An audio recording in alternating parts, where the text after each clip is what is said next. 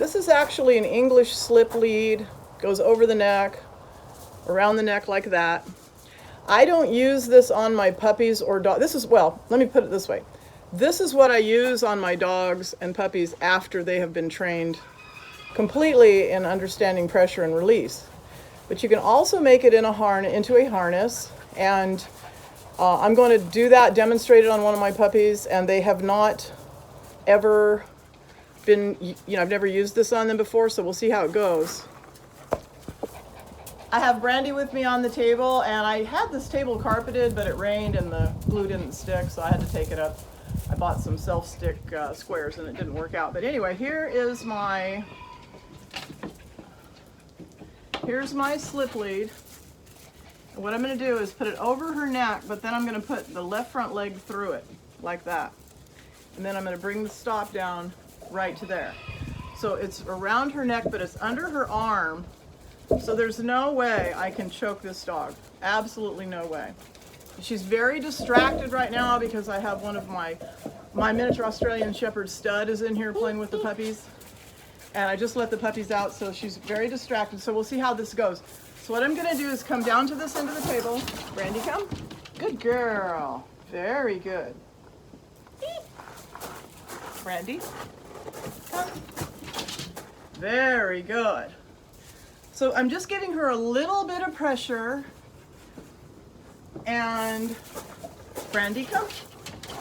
Good. Good girl. Good. Gotta sit. Good girl. Good.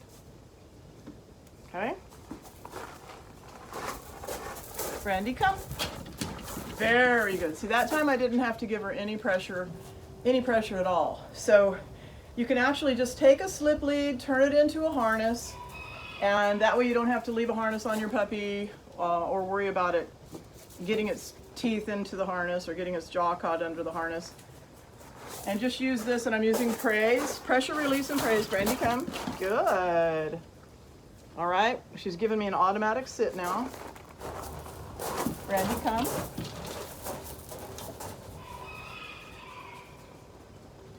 I just lifted her head to get the sit. Okay, I'm gonna put her down for a few minutes because she did really good. I'll get her sister.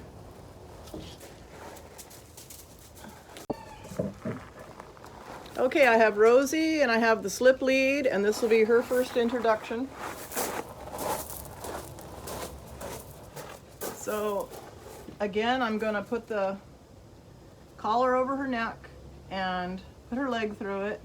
Now this puppy is completely different than the other puppy.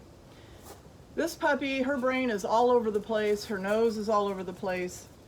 She's not as engaged with me. She likes to be more engaged with the environment. She really loves toys. She loves to do frisbee. I know she's going to love herding, but she has to listen to me in order to do the work that she's going to do. So I may have to change some of my tactics with her. So far, I've trained these puppies without treats, but I'm going to show you with Rosie, and I don't know, maybe she'll do it. Today I may introduce treats with her because we've sort of hit a wall because she just isn't that interested in what I have to offer, in just me, myself, my attention. So yeah, she's sniffing the table. You know, this is pretty much her. I'll walk over here. She's not really, well, that's not so bad. Good, that wasn't so bad. Okay. Let me turn my camera just a little bit. Oh, it's so fun being your own cameraman. Okay, but see, here she's sniffing the table. She's sniffing the table, so I'm gonna go down to the other end. See, she's not really following me like the other puppy. Rosie, come. She's looking at the other puppy. And then she's making a liar out of me today. Well, actually, I'm very happy because she hasn't been giving me any automatic sits. Yay, so maybe we're breaking through. But there comes a point, you know, if I don't get the breakthrough on this dog that I want. Rosie, come.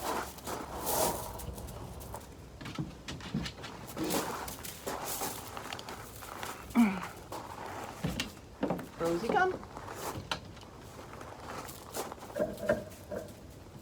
Good girl. Good. Rosie, come. See, she's just looking off. You know, she literally fell off the table. You know, she's just not paying attention. But I'm getting a couple of automatic sits off of her. Rosie, come. See how she just kind of shuts down? So yeah, see, she's going to complain. So we have to get through all of this before we really go into, you know, training. This is just getting these puppies primed for training. Good girl. I have to make her understand she needs to do what I ask, and she needs to try to learn what I'm trying to teach her. Rosie, come. She's looking. That's pretty good. Good. That was way better. But I want her to... Good. Sit. Okay, so it is getting a little bit better. I was just about to resort to treats with this dog. And if I had, I would have explained. See how she's got the leash?